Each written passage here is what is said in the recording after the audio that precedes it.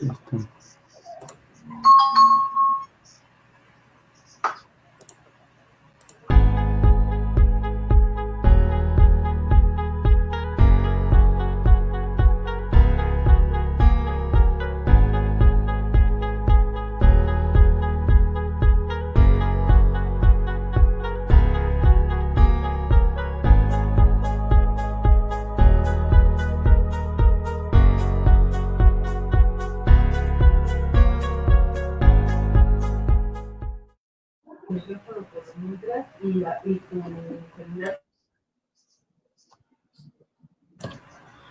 Hola amigos, buenas tardes, buenas noches. Pues el día de hoy tenemos nuestro primer live del Clan Basketball Academy. Tenemos un invitado muy especial. Les voy a hacer una pequeña introducción de nuestro invitado. Es licenciado en Nutrición Humana por la Universidad Autónoma Metropolitana. Tiene un diplomado en Nutrición Integral para el deportista de alto rendimiento por la Universidad Iberoamericana. Tiene un diplomado en Nutrición Clínica por la Universidad Nacional Autónoma de México y está cursando actualmente la maestría en Ciencias Aplicadas al Deporte y el Ejercicio en la Universidad Estatal del Valle de Catepec. Pues sin más preámbulo, les presento a el nutriólogo Isaí Ávila. Bienvenido, Isa, ¿cómo estás? Muy bien, buenas tardes. Gracias por la invitación. ¿Cómo te encuentras el día de hoy? Pues bien, aquí ya terminando casi de la jornada de trabajo, concluyendo ahorita con el live, que esperemos que les sea útil, sobre todo que les aporte información para que puedan aplicar en sus vidas diarias en el área de nutrición, ¿no? Muy bien, Isa. Pues bueno, vamos a empezar con algunas dudas que tenemos nosotros los basquetbolistas acerca de la nutrición y cómo podemos lograr un mejor rendimiento basándonos en la nutrición. La primera pregunta que te quiero hacer, Isa, es ¿cómo sería la composición corporal o cuál serían las cuestiones que un basquetbolista se debe fijar en su físico a la hora de pesarse, a la hora de tomar mediciones que le ayuden para esta parte de la nutrición? Ok, bueno, queramos como estar en la mejor forma para el deporte que practicamos, y de acuerdo al deporte que practicamos, pues hay diferentes composiciones corporales, ¿no? Particularmente en el básquetbol, y abordando la composición corporal que entendemos normalmente como proporción de músculo, de grasa, de hueso y demás, un parámetro muy usual es el porcentaje de grasa. El porcentaje de grasa, que hay diferentes maneras de medirlo, pero la más común en deporte pues es la plicometría. También se utilizan las básculas, que nos dan un porcentaje de grasa por bioimpedancia, pero lo más común o lo más utilizado en deporte de alto rendimiento es la plicometría, que es con el plicómetro, con un tipo de pincitas, que si marcamos y medimos diferentes puntos del cuerpo, pues podemos obtener ese dato que es un porcentaje de grasa. En el básquetbol, típicamente los jugadores de élite rondan entre 7, 11% por muy alto su porcentaje de grasa. Esto dependerá de la posición en la que jueguen. Y esto es nada más un acercamiento a cuál es la forma física, la composición corporal en la cual un jugador de básquetbol se debería encontrar. Sin embargo, como en todos los deportes, hay sus excepciones, ¿no? Y eso no implica que sea bueno o mal jugador. Esto simplemente es el porcentaje de grasa en el cual se va a poder desenvolver de mejor manera en cuanto a la carga que está llevando con su cuerpo de grasa. Es decir, una persona con mayor cantidad de grasa, pues va a lograr más fatiga a reserva de cargar un excedente de grasa. Pero en la composición corporal también hay otros indicadores. Un indicador muy útil, sobre todo en básquetbol, es el de proporcionalidad. Es decir, unas personas a otras puede decir que tiene las piernas largas o los brazos largos, que en básquetbol pues sabemos es muy importante la estructura del cuerpo. Y esto no quiere decir de cuánta grasa o cuánto músculo, sino qué tan largos son las extremidades, las piernas y demás.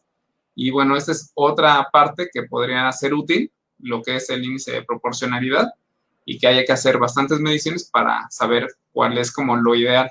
E importante ya para cerrar esta pregunta, saber que la composición corporal nos puede acercar a un mejor rendimiento, pero no es totalmente determinante, ¿vale? Entonces, nada más en porcentaje de grasa rondan entre el 7 y el 11%.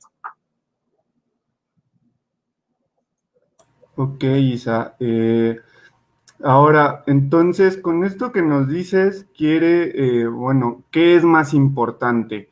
¿El peso o el porcentaje de grasa? Ok, si solamente tomamos como esos dos indicadores, el porcentaje de grasa, ya que el peso va a depender no solo de la grasa, sino también de la masa muscular y de la estructura ósea que cada persona tenga. Además, bueno, pues sabemos que las personas que más destacan en el básquetbol suelen ser personas altas. Y repetimos, ¿no? O sea, el caso de Michael Jordan, pues no era, obviamente es alguien muy alto comparado con nosotros, pero no era de los más altos en su liga, ¿no? Entonces, y eso influye en el peso. Entonces, el peso por sí solo no es un muy buen indicador para un jugador de básquetbol, sino sí más el porcentaje de grasa como un indicador de cómo se va a desempeñar ese jugador, pero te repito, no es limitante de que solamente en ese porcentaje de grasa voy a rendir bien. Además, existen muchos otros factores. Esto de la composición corporal de la antropometría es solamente un factor, sino también depende de cómo me estoy alimentando, que ahorita tal vez vamos a entrar a ese tema, pero la composición corporal es uno de varios factores que repercuten en el rendimiento deportivo.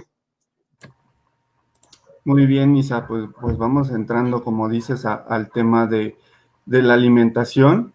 Y mi primer pregunta sobre esto es, ¿de dónde obtienen los basquetbolistas o cualquier deportista en general, de dónde obtiene la energía o cómo son los sistemas energéticos que utilizamos al jugar? Ok. A grosso modo, los deportes los podríamos clasificar en tres segmentos grandes, los que duran muy corto, de corta duración y muy explosivos. Esto podría ser corredores de 100 metros, gestos muy explosivos que son en segundos, ¿no? En segundo término, podemos incluir los deportes de conjunto, o como el básquetbol, que son de marcha para, o sea, haces pausas.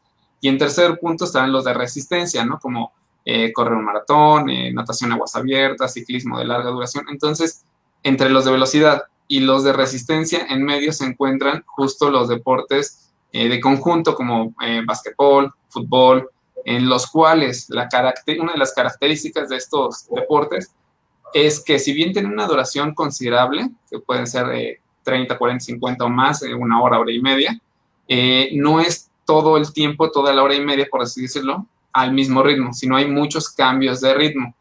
Y aquí justo respecto a lo que me preguntas de dónde obtienen su energía, estos tipos de deportes obtienen su energía principalmente de ácidos grasos que tenemos, nuestras reservas para los momentos en el cual el juego es tranquilo, estamos en el básquetbol, se está regresando, terminó una jugada, están en tiempo fuera, ahí el cuerpo adapta para consumir grasa como energía, pero en el momento que es de alta demanda en todo lo que es los arranques, los saltos, todo lo que es gestos explosivos que requieren mucha energía muy rápido, la grasa no es, o los ácidos grasos no es la mejor fuente de energía porque es muy lenta. Existen otras fuentes de energía, una de ellas se llama ATP y glucosa por la vía sin uso de oxígeno, lo que se llama anaeróbica, y que esa glucosa la obtenemos de los carbohidratos. Entonces, la principal fuente de energía o la que toma mayor relevancia para un basquetbolista serían estos carbohidratos, porque el ATP lo formamos a través de grasas o de carbohidratos, pero está ahí. Los carbohidratos tienen que venir de los alimentos y la grasa, la verdad es que la mayoría de las personas tenemos, las reservas de grasa están ahí, son una fuente muy grande de energía, pero él tiene la limitante de que no podemos acceder a ellas tan rápido. Entonces, cuando yo quiero hacer un salto, recorrer la cancha en segundos, necesito echar a andar otros mecanismos como estos carbohidratos, pero estos carbohidratos tienen dos vías, con oxígeno y sin oxígeno, o anaeróbico y aeróbico. Para obtener la energía más rápida es la vía anaeróbica y esto me genera ácido láctico que puede llegar a causar un poquito de fatiga cuando la acumulación es mayor. pero básicamente de los carbohidratos es como la fuente principal, y si hablamos de alimentos es lo que mayor peso tiene, porque no es como que tengamos que comer grasa, porque te repito, las grasas las tenemos ya en ciertas reservas y no se utilizan tanto en un partido de básquetbol. Están en los momentos de calma, en los momentos de baja intensidad, pero el básquetbol, te repito, es como mucho de subir y bajar el ritmo, y ahí es como el basquetbolista tiene esta característica como el futbolista, de que puede cambiar de los sistemas energéticos de ATP, grasas, carbohidratos, aeróbico, anaeróbico, muy rápido. Entonces tiene esa cualidad. Entonces de ahí obtenemos la energía para el básquetbol. Ok, Isa, muy bien.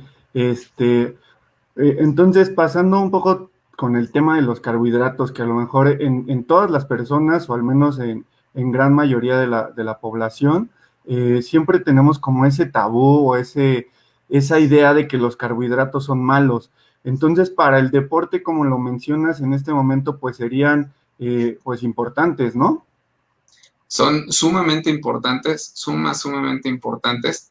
Aquí el tema, y como lo mencionas, ¿no? Con los carbohidratos, como mexicanos y la mayor parte de los países del mundo, es muy fácil acceder a los carbohidratos. Es de los tres nutrientes, grasas, proteína y carbohidratos, suelen ser los más baratos.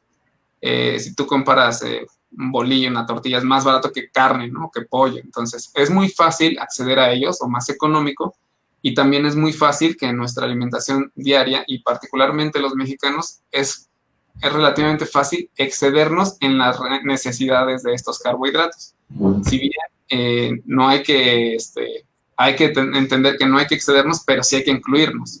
Entonces, como mexicanos, bueno, pues es bien fácil excedernos porque tenemos la tortilla, los frijoles, que son elevados en carbohidratos. Solemos a veces endulzar las cosas, el consumo de refresco en México es muy alto, ¿no? Entonces, no es que no hay que consumirlos, solamente que hay que consumirlos de manera adecuada, y particularmente hablando de deporte, de básquetbol, no es nada más cuántos carbohidratos como, sino en qué momento los como. Tal vez yo me excedo en carbohidratos, pero no como nada antes, durante y después del partido, del entrenamiento. Entonces, en el día me excedí de carbohidratos, pero paradójicamente no los incluí en el momento necesario. Hablando de deporte y de esos carbohidratos, toma mucha relevancia, sí, cuántos carbohidratos como, pero en qué momento los como. Y ahí entraremos a otro tema que se llama timing nutricional, es decir, en qué momento debes de comer, cada cuánto, en el partido, en qué momento, hasta el final o nada durante el partido. Entonces, bueno, ahorita tal vez abordaremos ese tema, pero sí, los carbohidratos son vitales en el deporte, pero como país solemos, 75 mexicanos de cada 100 mayores de 20 años tienen sobrepeso o obesidad en México. Entonces, para ese 75% sí tendrán que tener cuidado con carbohidratos y con otros alimentos, con otros nutrientes, pero un 25% seguramente lo está consumiendo en cantidades adecuadas. Muy bien. Poniendo un número como a la cuestión energética, como en qué cantidad es la necesidad diaria que tendría un deportista. Ok, mira, cuando hablamos de necesidades energéticas, habría que hablar también de a qué grupo de edad nos estamos refiriendo.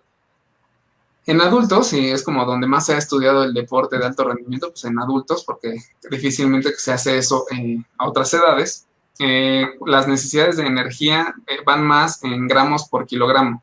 Es decir, cuando hablamos de carbohidratos, proteínas y grasas, lo hablamos más de gramos por kilogramo.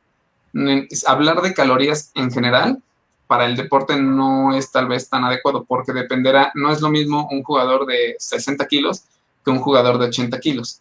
Si yo digo tantas calorías, pues obviamente lo que le ajusta a uno no le va a ajustar al otro. Pero si yo hablo de gramos por kilogramo, un jugador de básquetbol que tiene un entrenamiento demandante, que entrena más o menos 2-3 horas al día, que tiene partido los fines de semana, sus necesidades en carbohidratos, en gramos, rondan entre 4 y 8 gramos por kilo de peso. Y lo mismo es para el que pesa 60 que para el que pesa 80. Obviamente ya al hacer la multiplicación, el de 80 pues requiere más y este requiere menos. Entonces, y si lo vemos, bueno, igual, hablando de calorías por kilo, estaremos hablando de 30, 35, incluso hasta 40 calorías por cada kilo de peso al día. También podemos hacer esa conversión por kilo de peso y calorías. Entonces ahí sería que cada persona haga sus cuentas, cuánto pesa, y también que esté entrenando en estas condiciones que acabamos de comentar, ¿no? Pero entonces lo ideal cuando se preguntan cuántas calorías es a qué persona, cuánto pesa y con base en ello hacer esa ecuación. De hecho, ya de manera personal se hace todavía más detallado porque hay que calcular cuánto está gastando, su actividad y demás, pero en términos generales esas son unas maneras de acercarnos a cuántas calorías requerimos. Como referencia, una persona que quiere perder peso, normalmente se recomiendan 25 calorías por kilo de peso o 20 incluso. Entonces, en esta proporción, las personas que hacen ejercicio requieren más, pues que sus demandas, sus requerimientos son de 30, 35, 40, depende de la cantidad de actividad física que hagan, porque no es lo mismo alguien que entrena 40 minutos al día, que está súper bien, pero a comparado con alguien que entrena 3 horas al día, ¿no? Entonces, en cuanto a energía, me gustaría manejarlo en estas calorías por kilo de peso, para no decir una cifra, porque no aplica lo mismo para todos. Perfecto, Isa.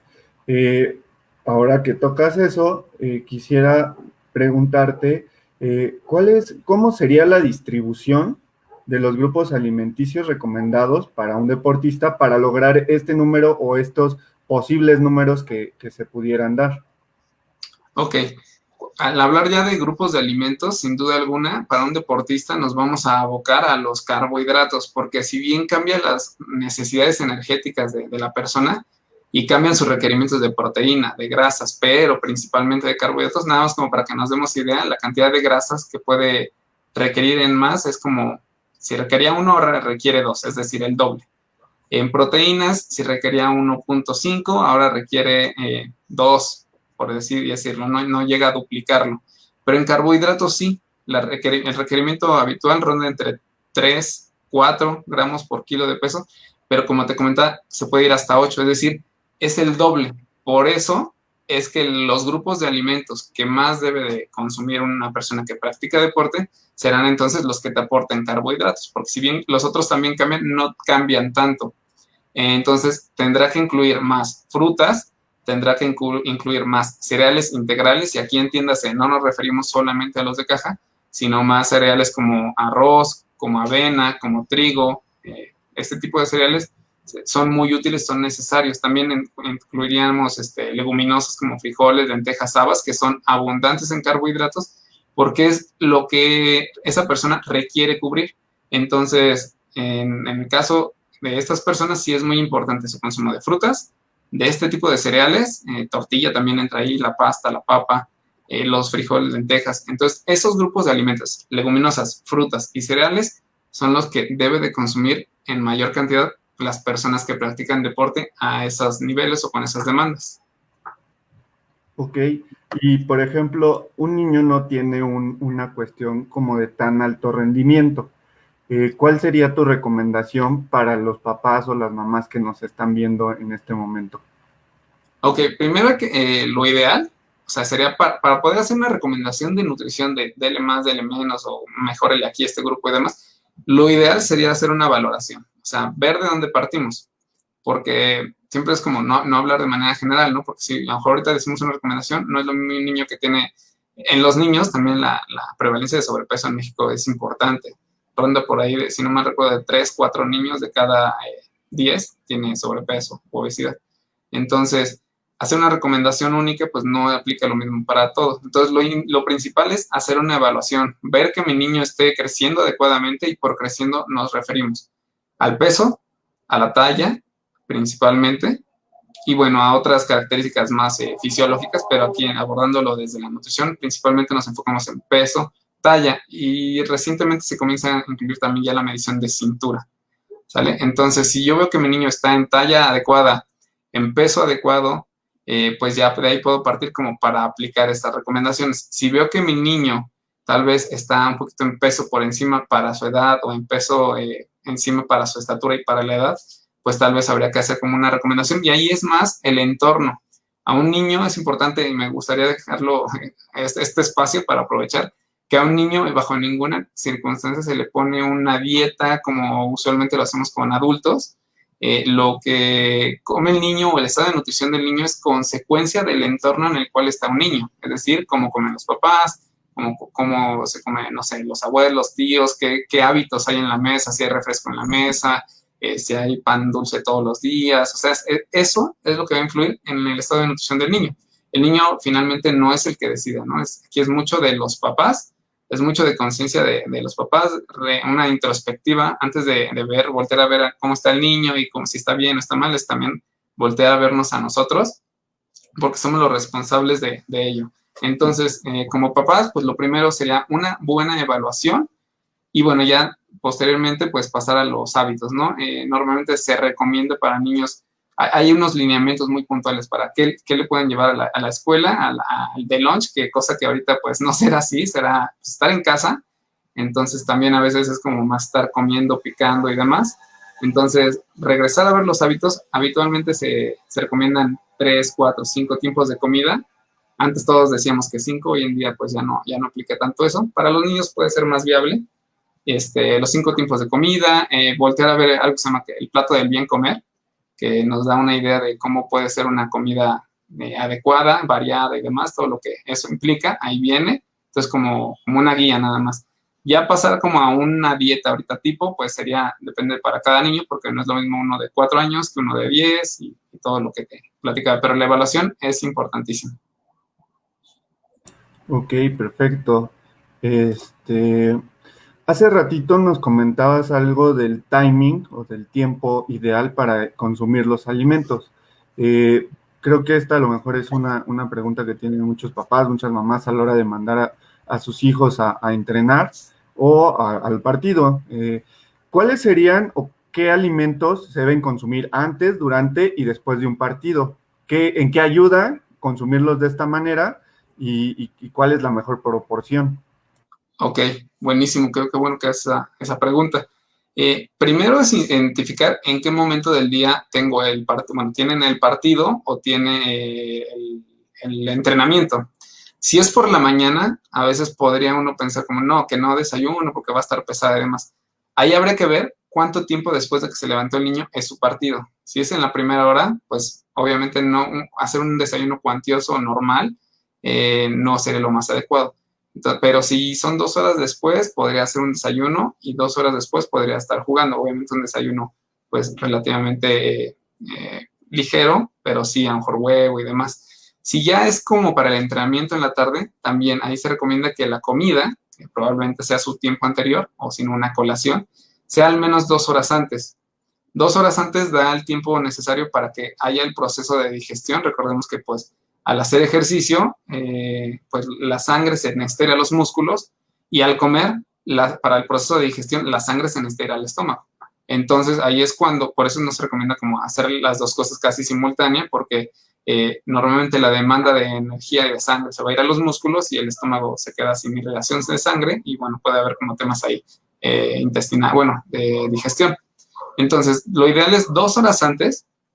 Esto va a asegurar que el niño durante su entrenamiento, durante su partido, tenga energía suficiente para realizar este partido. Y normalmente un niño, si tiene un partido que son cuartos de 8 minutos aprox, no va a tener mayor necesidad en el durante. Tal vez eso sería como para partidos o cuando hay muchos partidos, ahí sí tendría que haber una comida en el inter. Ahora, ahí sí tendría que haber en el Inter, aunque sea solo un partido de la hidratación, cosa que es como también un tema aparte, pero en cuanto a alimentos o a algo que nos aporte energía, carbohidratos principalmente, podría no haberlo por la duración, pero ya si estamos hablando de más partidos o ya adultos, que los partidos son de otros tiempos, sí es necesario como hay alguna bebida energética, como pues de las deportivas que hay, ¿no? Que hay varias marcas, que tiene que tener entre 6 y 8% de carbohidratos de porcentaje. Y ahí que nos va a asegurar que no bajen las reservas de energía. Las reservas de energía en el cuerpo se encuentran principalmente en los músculos. Ahí se llama glucógeno. Entonces, como nuestra reserva, nuestra gasolina. Entonces, cuando yo como 2 horas antes del entrenamiento del partido, relleno esas energías. Es como si un carro le llenas el tanque. Sin embargo, por el entrenamiento, por el partido, van bajando esas reservas. Si el partido o el desgaste es bastante, pues bajan bastante, entonces ahí hay que poner o recargar con estas bebidas o dependerá alguno, según el caso, a lo mejor algo de fruta, una fruta sin cáscara, que no tenga fibra, que se pueda digerir fácil. o estas bebidas deportivas. Y eso es para mantener el rendimiento durante el partido. Y al final también se recomienda hacer una recuperación en la primera hora después del partido. Ahí se recomienda carbohidratos, sí, pero sobre todo ya también un poquito de proteína. Esta proteína es para reparar como el desgaste muscular que hubo durante el partido. Sin embargo, no tiene mucho sentido meterla en el partido, sino ya al final, ya que el cuerpo vuelve a la calma, que se apagan como todas esas señales de alerta, porque al final de cuentas el ejercicio es como una agresión relativamente al cuerpo. Entonces, ya que el cuerpo está tranquilo, ahí incluir esa proteína ayudará a que se recuperen más rápido estos desgastes musculares con carbohidratos. Ahí puede ser una fruta con un yogur natural de preferencia, o si es para niños que les gusta más también el yogur de sabor, a lo mejor un yogur de sabor que ya tiene los carbohidratos de la fruta de preferencia, que no tenga azúcar añadida, y la proteína del yogur mismo. Y después ya su comida o su desayuno en las 3 primeras horas después de haber terminado el partido. Entonces, 2 horas antes, comida. Durante, si tiene un poco de hambre, a lo mejor bebida deportiva o alguna fruta sin cáscara que tenga poca fibra. En el durante dependerá de cuántos partidos vaya a jugar o cuánto dure el entrenamiento, que ahí es más probable que dure más de 1 hora, y ahí sí a lo mejor bebida deportiva o una fruta sin cáscara. Y en el después, igual algún yogur, es algo como una leche de sabor, puede ser una leche, un licuado mejor hecho en casa, y después ya la comida. Entonces son como los tiempos muy importantes para un niño, que no es nada más como cuánto le doy de comer durante el día, sino en qué momento le doy estos alimentos cerca, durante y después de su entrenamiento o partido. Ok, mira, tenemos un par de preguntas aquí en el chat. Te las voy a leer antes de pasar al siguiente tema. Claro. La primera nos preguntan, ¿cuál es la diferencia entre una caloría y una kilocaloría? Ok, es un tema conceptual. Básicamente nos referimos a lo mismo. Es un tema de concepto, pero es lo mismo. En los alimentos está reportado como KCAL, como kilocaloría, pero se refiere a lo mismo. Ok, entonces no hay diferencia. No, cuando hablamos de calorías o de kilocalorías, realmente hablamos del mismo término. Ok, perfecto. La segunda pregunta dice, ¿qué alimento podría consumir antes de un entrenamiento para tener o no perder energía? Supongo que para mantener el rendimiento durante el entrenamiento. Ok, pues bueno, aquí dependerá de si adulto o niño, también la cantidad, pero principalmente puede ser algo de fruta, de preferencia una fruta que no tenga cáscara, porque la cáscara, al tener la fibra, principalmente la fibra insoluble, porque hay 2 tipos de fibra, pero la insoluble está principalmente en las cáscaras de frutas, verduras, cereales. Entonces esa fibra va a hacer más lento el proceso de digestión. Entonces yo lo que quiero es jugar, estar listo para el juego. Entonces una fruta con mucha fibra no será como lo mejor. Ahí depende, cada persona lo procesa distinto. Pero ahí yo recomendaría más una fruta baja en fibra o sin cáscara, o a lo mejor puede ser incluso una rebanada de pan integral, pan blanco con algo de mermelada o de miel. Depende de qué tan cercano al partido nos encontremos. Si tienes más tiempo, 2 horas, 3 horas, pues bueno, una comida, a lo mejor algo de arroz, poco de pollo, o sea, ya una comida más completa, pero dependerá de qué tanto tiempo tengas respecto al partido. Si ya es así, en 15 o 20 minutos no he comido nada, pues a lo mejor una bebida deportiva, ya no algo sólido como la fruta incluso, si aunque no tenga cáscara ni demás, sino ya algo líquido, a lo mejor una bebida deportiva. El tema, las bebidas deportivas tienen la característica, tienen un porcentaje de azúcar o de carbohidratos. Si yo lo comparo, iba a decir ahorita una agua de sabor, pero cambian esos porcentajes que no son los ideales para desempeñarme durante un partido de lo que sea, del deporte que sea. Ok, muy bien, Isa. Bueno, continuando con los temas que traemos aquí. Hace ratito mencionabas el tema de la hidratación. ¿Qué papel juega la hidratación en un jugador a la hora Ok, de entrenar y demás? es un tema padrísimo lo de la hidratación. Bueno, para empezar, la hidratación es un estado en el cual todos debemos de estar, se llama euhidratación, es decir, estar por debajo de eso se llama deshidratación y por encima de eso se llama sobrehidratación. Y no es bueno ni el estar por debajo ni el estar por encima. En la hidratación, ¿qué papel juega? Principalmente es lo que hace de la hidratación, depende qué tan fácil se hace llegar los nutrientes a través de la sangre para todos los músculos.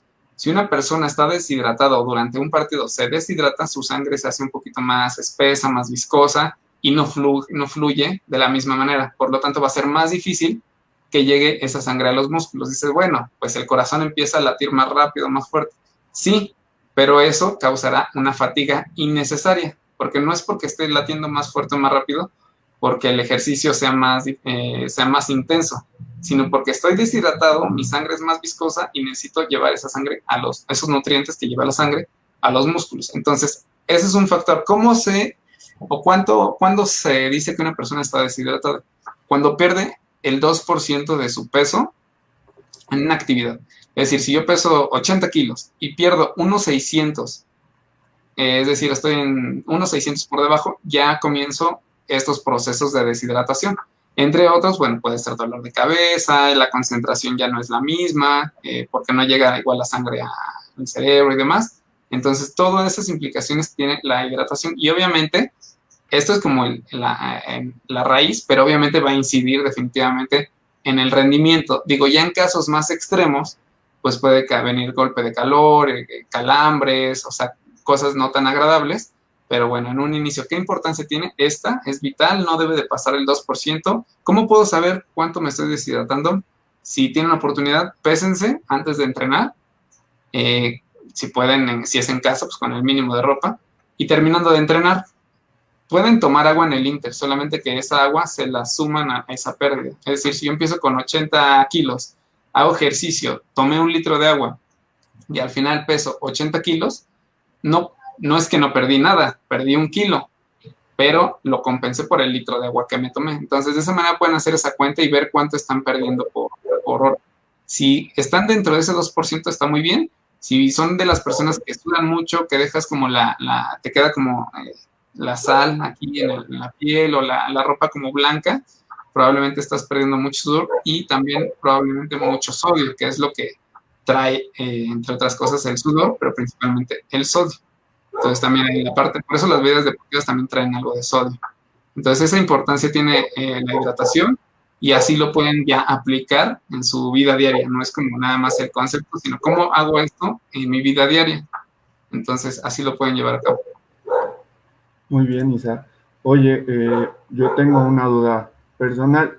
Mencionas que puedo darme cuenta de la deshidratación antes o después del entrenamiento o el partido, pero durante un entrenamiento o un partido, ¿cómo me puedo dar cuenta que me estoy deshidratando? Porque mencionabas que a lo mejor a veces esa deshidratación hace que la sangre no llegue como con la misma potencia a los músculos y entonces pensamos que es el entrenamiento, pensamos que el entrenamiento está muy fuerte, que mi condición física no es la ideal, pero creo que entonces es importante saber cómo diferenciar cuando es una cuestión física o cuando es una cuestión de deshidratación. Ok, aquí 2 puntos puede ser. Uno, el dolor de cabeza, es síntoma de deshidratación. Si hay, sobre todo, si es un partido en el sol y demás, es más probable porque esa deshidratación depende de varios factores, pero el dolor de cabeza puede ser un síntoma, y también, bueno, perdón, el dolor de cabeza se me fue ahorita el que te iba a decir. Perdón, ya la taquicardia, es decir, que ya estando en un momento de reposo, que ya pasó la jugada, ya vas como 1 minuto o estás en un descanso y que sientes que tu frecuencia cardíaca no baja o que sientes como los latidos del corazón, pero es normal por el ejercicio, pero me estoy refiriendo particularmente en momentos donde ya la jugada pasó o ya estás en un momento de calma y ese ritmo cardíaco continúa. Puede ser otra manera de identificar que justo esto, tu corazón comienza a latir más rápido porque tiene que mandar esa sangre con mayor dificultad. Entonces, dolor de cabeza y la taquicardia o la aceleración en los latidos del corazón. Ok, perfecto. Tenemos una preguntita aquí en el chat. Dice, durante el entrenamiento, ¿cuánta cantidad de agua hay que consumir? Y esa cantidad consumida es aparte de la recomendada diaria. Muy buena pregunta. Sí, las cantidades de recomendación de líquidos del ejercicio son adicional a la recomendación habitual del día. Es decir, si la persona se recomienda tomar 2 litros, 2,5 litros al día, lo que tome durante el entrenamiento es extra. Eso no se contabiliza. Ahora, ¿cuánto debe de tomar durante su entrenamiento? Aquí yo les diría que es más fácil si lo abordamos por minutos. Es decir, por hora, la recomendación oscila entre 400 mililitros hasta 1,200 por hora. ¿De qué va a depender? De si soy de las personas que pierden mucho líquido o si no soy de esas personas.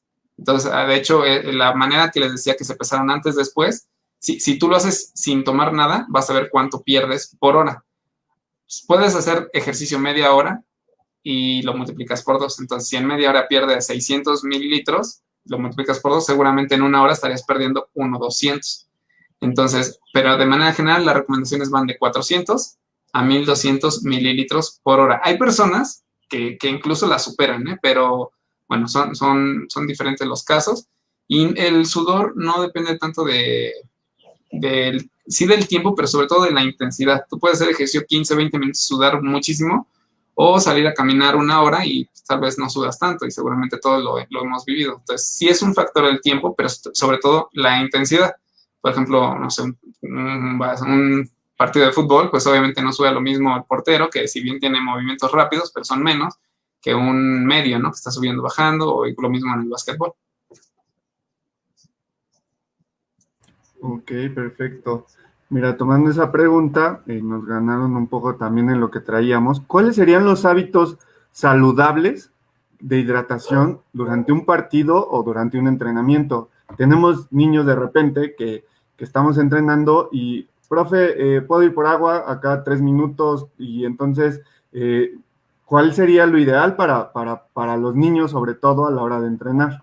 Ok, aquí podemos partir de... Sería bueno estandarizar momentos, ¿no? Normalmente en los partidos de mucho calor y demás, hacen pausas en los minutos 15, de 15, 30, 45 y demás, porque además entra el factor de que estos tragos de agua deben de estar entre 100, 200 mililitros más o menos por cada trago, y puedes meter, el estómago está adaptado para durante el ejercicio absorber entre 100, 200 mililitros cada 10, 15 minutos más o menos. Entonces, sería bueno hacer pausas tal vez para los niños cada 15 minutos, considerando que van a dar tragos pequeños. También, digo, esto ya depende más de la decisión del niño, pero no que quiera tomarse la mitad de litro, porque ahí seguramente va a tener una molestia estomacal. Entonces, también es educar a los niños, que son tragos pequeños de 100, digo, más o menos explicarle de cuánto es un trago de 100, 200 mililitros. En el caso de niños, 100, en adultos tal vez 200. Y cada 15 minutos puede ser como esas pautas, ¿no? Que ya, y de hecho sería como ya educar a los niños que ya saben, profe, ya 15 minutos nos toca tomar agua. Y también depende del clima, ¿no? No es lo mismo un día en la tarde medio nublado que pues un día a las 10 de la mañana, 11, 12, ¿no? Ok. Oye, y una duda con la nutrición. ¿Qué es mejor? ¿El agua simple, un agua de sabor, una bebida isotónica? ¿Qué es lo que nos funciona más a la hora de entrenar, a la hora de hacer ejercicio? Ok, para deporte. Si tu entrenamiento va a durar menos de una hora, se recomienda agua natural, ya que la pérdida de hidratación y de minerales, principalmente sodio, durante una hora no rebasa las reservas. Ahora, si tu entrenamiento va a durar más de una hora, ya no es suficiente con el agua. Ya se requiere agua que también adicional tenga electrolitos, principalmente sodio, y que tenga, vamos a llamarle azúcar, carbohidratos, para soportar esa baja en las reservas de energía. Entonces, si es menos de una hora, puede ser con agua suficiente. A veces todos conocemos a alguien, ¿no? Que a lo mejor hace 20 minutos, 30 minutos de ejercicio y se avienta un litro de esta bebida que trae una cantidad importante de azúcar. Y no es malo, es bueno, pero sí voy a entrenar más de una hora, ¿vale? Y también la cantidad de este líquido o de este azúcar por hora, pues varía. De hecho, no sé, deportes de mayor duración pueden estar consumiendo el doble de azúcar que para una persona que entrena entre una hora y dos. Alguien que entrena 4 o 5 horas, la demanda de azúcar por hora es hasta el doble. Entonces, de manera muy simple, menos de una hora, agua es suficiente. Más de una hora ya es importante cubrir con alguna bebida deportiva, no confundir con electrolitos, sueros orales que tienen otra función y están formulados de una manera distinta, que tienen, te repito, otra función, más para cuando tenemos un problema del estómago y demás, que tienen poco azúcar, que tienen más sodio, están formulados de manera distinta, porque a veces me ha tocado ver mucho que se quieren hidratar o piensan que es mejor hidratarse cuando están haciendo ejercicio y demás con un suero, cosa que pues no es lo ideal. Entonces, yo nada más aprovechando para hacer ese comentario de bebida deportiva, y también pueden hacer bebida deportiva de manera casera, o sea, no estamos hablando de que siempre comprar. Bebida deportiva, nada más que ahí justo les decía, es al 6% de concentración de azúcar y demás. Más o menos son 2 cucharadas de azúcar por cada 600 mililitros de líquido, y podríamos agregar un poco los electrolitos con la sal, que es más o menos una pizca de sal. Entonces, de esa manera tengo una bebida deportiva que me aporta electrolitos, azúcar, carbohidratos y el líquido, ¿no? Entonces, no tiene que ser solamente de comprar una bebida, lo pueden hacer con azúcar, lo pueden hacer con miel. Correcto, Isa. Ahora vamos a pasar a un tema que a lo mejor a muchas personas que hacen ejercicio les interesa, sobre todo me imagino que a los chicos que están empezando a desarrollar su cuerpo de la pubertad hacia la adolescencia y demás. ¿Cuál sería la recomendación para que el músculo crezca y se mantenga durante el entrenamiento o durante el juego? ¿Cuál es tu recomendación, Isa? Ok, bueno, estamos hablando de básquetbol, ¿no? Entonces, y considerando, pueden ser dos caminos, ¿no? A lo mejor el desarrollo normal de la pubertad, de que haya un crecimiento muscular en esas fases, en esa edad, pero natural, ¿no? Y otra, si lo podemos ayudar a través de ejercicio de fuerza específico. Si es el segundo caso, sería ideal que se pudieran dividir los entrenamientos, el de fuerza y el de básquet, porque uno es más aeróbico, el de básquet, juego aeróbico anaeróbico, y el otro, el de fuerza, es un poco distinto. Entonces, eso sería ideal. También el descanso es importantísimo. Puedes entrenar muy bien, puedes hacer gimnasio, puedes comer muy bien, y ahorita abordamos ese tema, pero si no hay un descanso suficiente, no hay ese crecimiento muscular o reposición muscular. Recordemos que cuando dormimos es cuando se secretan muchas hormonas, entre ellas la hormona de crecimiento. Por eso los bebés duermen tantas horas.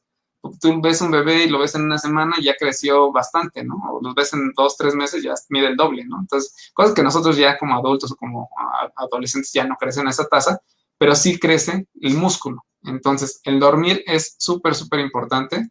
En adolescentes que están en un proceso de crecimiento natural muy importante, pues a veces esas siestas pueden ser bastante benéficas, digo, siestas de 20, 30 minutos. Entonces, el dormir es importante. Es decir, sobre todo ahorita que sabemos que es bien fácil desvelarse con el teléfono, el celular, la tablet y demás. Dormir. En cuanto a la alimentación, debe de haber un orden en su alimentación con aporte de carbohidratos, proteínas sobre todo, a través de alimentos principalmente de origen animal, pero también puede ser de leguminosas como frijoles, lentejas, lácteos, queso, huevo, y de preferencia que lo haya en desayuno, en comida y cena. Es decir, si voy a cenar y me como nada más un pan con mermelada, pues no es suficiente porque no tiene un aporte de proteína. Entonces tendría que acompañar con un vaso de leche, con un yogur, algo así. Pero tiene que haber esa proteína, desayuno, comida, cena, y si se puede incluir un poquito también en las colaciones a través de un yogur, a través de puede ser algún rollo de jamón o algún queso mejor que los embutidos incluso, es importante. Entonces, el descanso, la alimentación y obviamente el entrenamiento, que te repito, puede ser como 2 vías, ¿no? El crecimiento normal, desarrollo muscular que tienen por la edad, o si se apoya con un entrenamiento de fuerza específico para ellos. Ok, ahora, estabas hablando que algunos alimentos de origen animal, pero por ejemplo, si tenemos mamás, papás o alumnos que son veganos, ¿qué recomendación les pudieras hacer para estos requerimientos para la cuestión muscular? Ok, bueno, en el caso de que sean que no consuman alimentos de origen animal, pueden obtener una proteína similar o muy parecida, de alto valor biológico se le conoce, como la de origen animal, si combinan un cereal con una leguminosa. Esto es tortilla con frijoles, por ejemplo, arroz y habas. Son combinaciones que muchas veces hacemos, aunque no seamos veganos, ¿no? Entonces, el arroz con frijoles, la tortilla con frijoles, como mexicanos estamos repletos de estas combinaciones en los tlacoyos, en los sopes, que te dan una proteína de alto valor biológico. Entonces, pero en ellos sí es muy importante que hagan esto, ¿sale? Además de que cuiden también el aporte de hierro, porque aunque algunos alimentos de origen vegetal tienen hierro, no tienen la misma biodisponibilidad que el hierro que está en los alimentos de origen animal. Entonces ahí es importante como que sí cuidar mucho eso porque no se absorbe en la misma proporción. Más o menos del hierro de origen animal, de la carne, del pollo y demás, se absorbe el 70% del hierro que tiene y de los otros sí se absorbe el 20%. Y si, y si de por sí no se absorbe tanto, puedo apoyarme de otros nutrientes que me ayudan a absorber ese hierro. Principalmente estamos hablando de la vitamina C. La vitamina C es muy importante para la absorción de hierro. Y bueno, esta la encontramos principalmente en frutas de tipo cítricos, guayaba, fresa, la naranja, limón y demás, para poder absorber lo más posible ese hierro. ¿Vale? Ok, tenemos una preguntita por aquí. Nos preguntan, ¿qué es mejor, huevo, pollo, res, pescado o un licuado de proteína? ¿Tú recomiendas los licuados de proteína? Si no es suficiente cubrir los requerimientos con los anteriormente mencionados, que aquí nos hacen la pregunta, puede ser útil.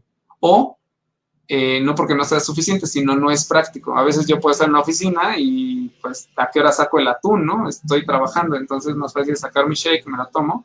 Entonces puede ser una alternativa. Decir como tal que cuál es mejor, no podemos decir que uno es mejor. Hay una escala para evaluar la calidad de las proteínas. El huevo tiene el número 100 como escala, pero no es definitivo. O sea, es una manera de medirlo, es una manera de medir como la calidad de una proteína, pero no es definitivo que el huevo es el mejor.